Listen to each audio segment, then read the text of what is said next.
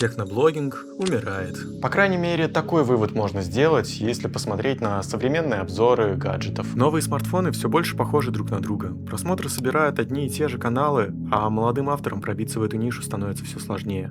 Но как мы вообще пришли к этому? В этом ролике мы разберем историю русскоязычного техноблогинга от первых обзоров гаджетов до больших медиаимперий, которые сейчас образовались, и попробуем ответить на вопрос, а что ждет нас в будущем? На этом канале я разбираю историю технологий, и твоя подписка меня очень сильно поддерживает. Приятного аппетита, мы начинаем. В 2011 году Валентин зарегистрировал свой канал под названием Wylsacom и стал неким таким прародителем жанра и первопроходцем как раз-таки, превратив обычные статьи в интернете про технологии в полноценный видеоблог. Все началось с техники Apple, куда отсылает нас название канала «Хочешь немного яблочек». Но дабы не упираться в лимит обзоров только айфонов, потихоньку появляются и другие смартфоны, и даже автомобили. Канал активно растет, ну а в будущем там появляются даже новые лица. Илья Казаков, свежий подход, поездки. Наташа Артамонова, женский взгляд на смартфоны. Наташа Шелягина, делающая крутую новостную рубрику. И все это начало превращать канал в полноценное медиа. Но когда ты являешься самым крупным блогером по технике в русскоязычном ютубе, рекламодатели просто сами встают в очередь и просто успевай принимать от них заказы. Поэтому в какой-то момент реклама стала преобладать над контентом, да и сама империя Вилсы начала производить собственный продукт. Из-за чего ролики стали превращаться в сплошные рекламные интеграции. И в какой-то момент все начали понимать, что если в кадре не техника Apple, то скорее всего это рекламная интеграция, и будет сложно услышать какие-то минусы. Также канал немного погубили бесконечные гивы новых айфонов и прочей техники, где достаточно было просто подписаться на канал. Как итог, канал является действительно гигантским, до 11 миллионов подписчиков, а просмотры на роликов с трудом доходят до 300 тысяч в тихие периоды. Понятное дело, когда происходит громкое событие и выход нашумевшего гаджета, там ролики стреляют. Может ли техноблогер оставаться блогером, превращаясь в бизнес? Этот вопрос я оставлю открытым и приглашаю вас в комментарии, чтобы ответить на него. Но если Вилса показывает технологии как продукт, который хочется приобрести, то были люди, которым интересны были сами технологии. И вот здесь как раз таки мы переходим к следующим героям нашего выпуска — канал Droider. Еще одни динозавры техноблогинга в отечественном ютубе. И если Wylsacom был про потребление технологий, то Droider — это скорее про любопытство к этим самым технологиям. И, кстати, интересный факт, то, что Droider появился чуть раньше, но Wylsacom больше принято считать первопроходцем. Основатели проекта — два близких друга — Борис Веденский и Валерий Стишев. И если Вилса занял нишу яблочных технологий, то парни пошли в сторону зеленого робота. История Droider начинается в январе 2010 года, совместно с набирающим популярность системой Android. Все началось с сайта, но позже парни поняли, что куда лучше показывать интерфейс прямо в видео. Первые ролики снимали на обычную мыльницу без штатива при плохом комнатном свете, обзоры приложений записывали прямо с экрана смартфона. Позже парни нащупали свой уникальный формат — Droider Show. Шоу выходило в объединение Карамба ТВ. Эта студия собрала популярные независимые форматы под одним каналом. Это была еженедельная юмористическая новостная передача о технологиях и гик-культуре. И вместо скучного перечисления характеристик, парни создали довольно увлекательное шоу, где была та самая химия между ведущими. Они сидели в кадре вдвоем, шутили, иронизировали над патентными войнами Apple и Samsung, обсуждали слухи и невероятные концепты будущего. Со временем рамки только про Android начали становиться тесными. Приложения больше не вызывали тот самый вау-эффект, и поэтому Droider ждала большая, колоссальная перезагрузка. Они стали полноценным хай-тек и гик-каналом, начали обозревать абсолютно все, от айфона и игровых консолей до умных домов, электромобилей Tesla и космических достижений Илона Маска. Сейчас Droider — это солидное взрослое медиа с миллионной аудиторией. Они не гоняются за кликбейтами или детским контентом, сохраняя статус интеллигентного техноблога для осознанной аудитории. Со временем одной харизмы и шуток стало недостаточно. Зрителю было интересно не только что-то узнавать, но и видеть устройства красивыми. И вот здесь на сцену выходит следующий герой нашего выпуска. Розеткин — это главные эстеты, визионеры, трендсеттеры кинематографического монтажа. выговорить сложно, а им же это все надо было делать. Канал зародился в 2011 году. Максим Хорошев вместе с единомышленниками изначально планировали делать не просто банальные обзоры, вот телефон, у него есть 5 мегапикселей, а полноценное динамичное шоу о технологиях будущего. Название максимально банально пошло от обычной электрической розетки, но переиграно на западный манер и можно называть розеткой. Смотря какой фабрик, смотря сколько details. В 2012 году канал делает мощнейший рывок благодаря роликам о футуристических концептах гаджетов. Самым легендарным стало видео про концепт Samsung Galaxy с лазерной клавиатурой, которая проецировалась прямо на стол. Ролик выглядел настолько правдоподобно и круто, что разлетелся по зарубежным СМИ и набрал в итоге более 7 миллионов просмотров. К 2014-2015 годам команда делает акцент на визуальном почерке. То есть они уходят от обзоров стандартных на белом фоне или на фоне стены и стараются делать максимально кинематографичную картинку. То есть они подняли визуальный стандарт для всей ниши. К 2017 году канал превращается в полноценное медиа, создавая сайт и популярный одноименный телеграм-канал. Я вот, кстати, тоже свой телеграм-канал веду, обозреваю свои находки, да и вообще создание вот таких вот роликов. Поэтому, если хочешь, заходи, подписывайся, мне будет приятно. Розетка понимает, все это нужно, чтобы не зависеть только от одного ютуба, на котором производится качественная картинка, и она занимает куда больше времени. Канал также довольно щепетильно относился не только к картинке, но и к насыщению, поэтому порой может превратиться в 15-минутное перечисление цифр, которые читаются по бумажке. Что, безусловно, привлекает подкованную аудиторию, но заставляет, к сожалению, скучать обывателя, который не понимает, зачем ему все эти цифры. Но даже идеальная картинка не смогла решить главную проблему. Смартфоны просто-напросто становятся скучными, и другие авторы стали искать новые темы для разговоров. В 2012 году на телеканале НТВ стартовала научно-популярная передача «Чудо техники», где один из соведущих был наш следующий герой Ким Коршунов. В передаче Ким часто делал сюжеты про необычные гаджеты, кастомные изобретения и технологии, которые удивляют. В районе 17-18 годов Ким Коршунов полностью решает сфокусироваться на своем канале 808 Media, который, кстати, отсылает к той самой легендарной машине Roland 808, ну или просто очень сильно схож с камерами того самого айфона, который был на тот момент актуален. За счет команды профессионалов с телевидения каналу получилось выделиться своей картинкой, но перенасыщение контента к тому времени уже чувствовалось, поэтому стратегия изменилась, и канал вернулся к концепту удивительных технологий, но уже без телевизионных ограничений.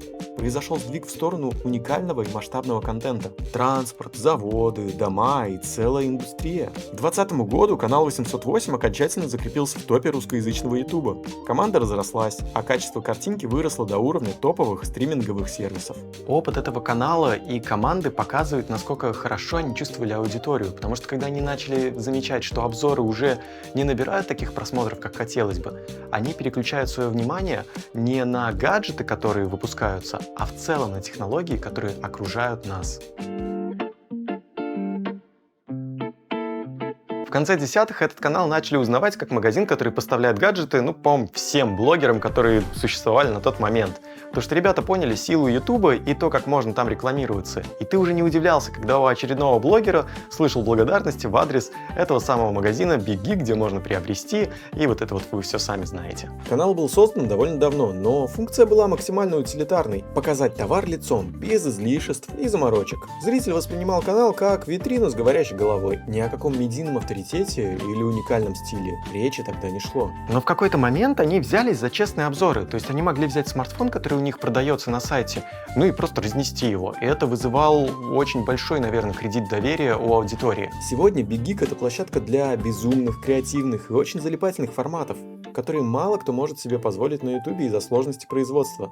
Ностальгия по старым смартфонам, краш-тесты и многое другое. Ведущих становится больше, форматы насыщаются своим разнообразием. В какой-то момент было приятно увидеть то, что у них тоже залетело видео с темы перехода с iPhone на Android, потому что именно с этого видео у меня в свое время началась деятельность этого YouTube-канала. Они смогли стереть из сознания людей клеймо «просто коммерческий магазин». Сегодня люди заходят на их канал не для того, чтобы найти промокод на скидку, а чтобы посмотреть классное, качественное шоу о технологиях и узнать честное, непроплаченное мнение о гаджетах. Из банальной торговой точки они выросли в полноценное, авторитетное и, пожалуй, самое веселое техномедиа современного Рунета. По сути, они доказали, что людям важен не статус автора, а именно интересный контент. И если посмотреть на все эти каналы вместе, можно найти закономерность, что в какой-то момент они поняли, что просто обзор гаджетов уже не столь интересен. Кто-то начал создавать медиа, кто-то начал создавать целое шоу или просто менять тематику. И вот следующие авторы, о которых пойдет речь, тоже это поняли, поэтому начали преподносить свой техноконтент немного под другим углом. Эпоха ТикТока и вертикальных видео перевернула игру контента и просто не могла обойти нишу техноблогинга стороной. Сергей Романцев — это классический self-made блогер и пример тех молодых блогеров, которые выстрелили благодаря ТикТоку. До 2020 года YouTube-канал Романцева, безусловно, существовал, но не набирал таких больших просмотров и находился скорее в стагнации. Ну, логично, было сложно что-то противопоставить таким большим гигантам, которые уже захватили нишу. А вот формат топ-фишек твоего смартфона, где для массовой аудитории, а не гик-поклонников, показывается, как включить ту или иную функцию, нашел своего зрителя и превратил Сергея в звезду на немного другом рынке техноблогинга. Сергей убрал из своего лексикона сложный IT-сленг. Он объясняет все так, чтобы было понятно и твоей маме, и 10-летнему ребенку. То есть он стал техноблогером для обычных людей. За что долго ловил хейт от продвинутых пользователей. Кстати, задумывались, что значат его цифры в нике канала? На самом деле все довольно просто, так как псевдоним Романцев был занят на момент создания, поэтому это либо генератор чисел, либо просто случайный набор, который впоследствии стал культовым и теперь определяет автора и его придает ему идентичности.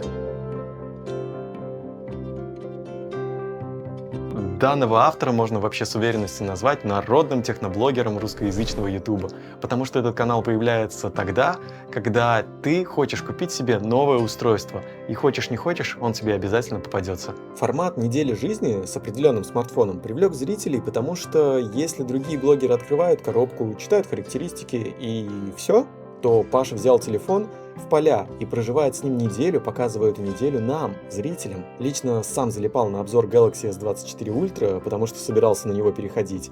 А после перехода увидел у Паши новый обзор, почему он считает Galaxy 24 Ultra лучшим своим смартфоном. Ох, приятно было. Ну а включение котов в начале дня, это, наверное, можно уже по праву фишкой канала считать. Но самый главный минус то, что рынок устройств и смартфонов не так часто меняется, чтобы превращать в целую историю неделю жизни с новым телефоном. Да, интересно посмотреть, как ведет себя новый смартфон в быту, если я собираюсь на него переходить. Но в целом зрители не сильно отзываются то, как ведет себя какая-нибудь новая Vivo, потому что уже приобрел себе смартфон на ближайшие 3 года. А какие испытания там будут, зритель прекрасно знает, потому что видел множество обзоров данного автора. Ну что, в конце такой большой исторической справки и прыгая с канала на канал от автора к автору, если зайти к этим авторам, может действительно показаться, что техноблогинг умирает. Просмотры на обзорах падают. Новые смартфоны становятся все более похожими друг на друга. Да и сами зрители уже не готовы смотреть 20-минутный ролик ради устройства, которое отличается от прошлого поколения чуть более ярким экраном и новой кнопкой. Но чем больше я изучал эту нишу, тем лучше я начал понимать, что умирает не техноблогинг, умирает его старая форма. А ведь когда-то было достаточно показать новый телефон, вспоминая ажиотаж вокруг каждой презентации Apple. А блогеры становились проводником в этот мир прогресса, потому что люди никогда не держали его в руках, не могли прочитать сотни отзывов в интернете и не получали десятки коротких видео в рекомендациях каждый день. Сегодня, что логично, все стало иначе. Поэтому мы видим некую трансформацию. Одни авторы превратились в полноценные медиакоманды, другие начали делать технологическое шоу, третьи ушли в историю компаний, технологий и целых индустрий. Четвертые сосредоточились на реальном опыте использования устройств. И это все хорошо видно по героям сегодняшнего ролика. Каждый из них по-своему искал выход из одной и той же проблемы. Потому что главный конкурент техноблогера сегодня – это не другой техноблогер. Самый главный конкурент – это скука. Если раньше сама технология могла удивлять, то сейчас никого не удивить обзором очередного гаджета. Сейчас должен удивлять автор. Именно поэтому будущее техноблогинга, как мне кажется, находится не в очередном обзоре нового смартфона, оно находится в историях, в эмоциях, в опыте, в экспериментах, в попытке показать технологии не как набор характеристик, а как часть нашей жизни. И возможно, именно поэтому техноблогинг не заканчивается. Он меняется, как менялся последние 15 лет, как менялись мы с вами.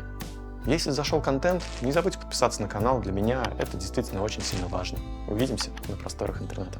Пока.